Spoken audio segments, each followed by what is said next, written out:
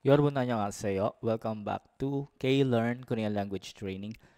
And good news po para sa mga magte-take ng exam, meron na pong announcement si DMW. Okay, so EPS topic test, online registration, so manufacturing industry under point-based system. So same pa din naman yung process nung last registration, exam din, skill test, then medical. Same pa din naman po siya.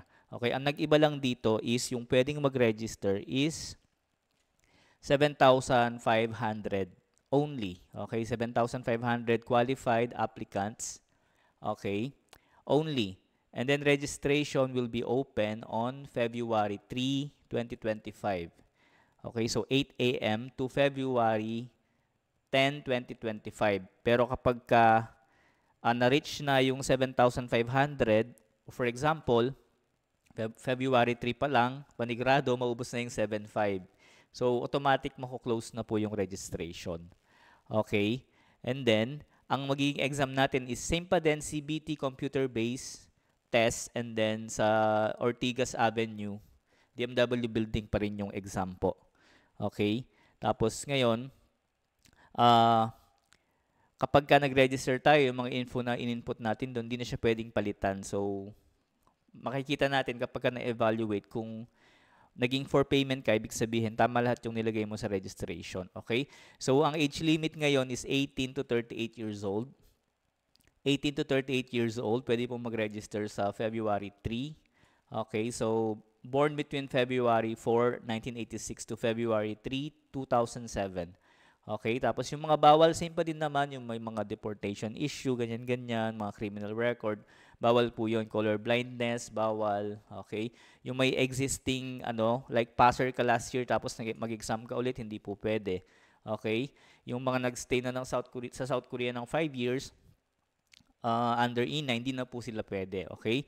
And then, same pa din naman yung mga gagamitin. So, yung passport 100 KB, and then nabago lang din dito yung yung passport, yung ID picture. So, sa ID picture, naging 13 KB na lang yung pinaka-file na kailangan. So, dati kasi 15 KB to. So, pinalitan nila ng 13 KB. So, yun pa din po yung mga kakailanganin sa registration. So, same pa din naman yung process. EPS topic, take the exam, registration, pass the exam, skill test, and then medical. So, same pa din po yung process. So, yung mga kakailanganin lang natin sa pagre-register sa February 3, huwag natin kakalimutan yung mga scanned files, malinaw na passport, malinis na picture, 13 KB sa passport, 100 KB. So, kung kayo naghahanap ng mag-edit, so PM lang kayo sa amin para matulungan namin kayo. So, 100 pesos lang, may edit na namin yung mga picture nyo. Okay, so, and then, bawal din syempre maglagay ng mga incorrect personal information to create multiple registration. Okay, bawal po yun. So, it will lead to disqualification talaga yun. Okay, so, and then, multiple registration, bawal din. Okay, tapos email, Gmail lang po ang kailangan natin. Hindi po Yahoo, Gmail lang po, walang special character. Yun yung kakailanganin natin sa registration. Email, Gmail, and then scan picture, passport. Malinis dapat sa picture, 13 KB maximum, and then sa passport, 100 KB. JPEG format dapat. Okay? So, ayun po. Alam ko maraming excited na naghihintay ng registration. Nga lang, 7.5 lang po yung kukuhanin nila kasi marami pang passer. And then, based naman dun sa source ko, baka hindi lang naman to yung registration, okay? Malay natin magkaroon ulit ng tapos tatlong registration ngayong taon, tapos iba-ibang batch lang. Okay, sana maging ganun para marami yung magkaroon ng chance na makapunta ng South Korea.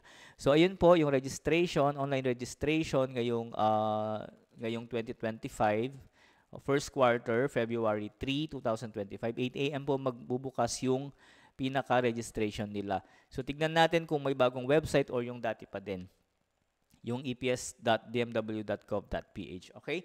So maraming salamat sa panood ng video. Kung kayo ay natuto, paki-share, paki-like, paki-send sa mga friend nyo para magkaroon sila ng idea about sa registration. Once again, maraming salamat sa mga interested po na mag-aral. So 4,000 pesos online class, face-to-face 5,000 pesos. Full assistance throughout the process since 2016 na po kami. Marami na po kami natulungang makaalis. Marami na po kami student sa South Korea. So, sana maging isa ka sa kanila. Enroll ka na. So, ito legit to. 8 years na kami. So, marami na po kaming natulungan. Okay? Once again, my name is Gerard. Ako po yung may-ari ng K-Learn. So, maraming salamat and you have a nice day. Annyeong!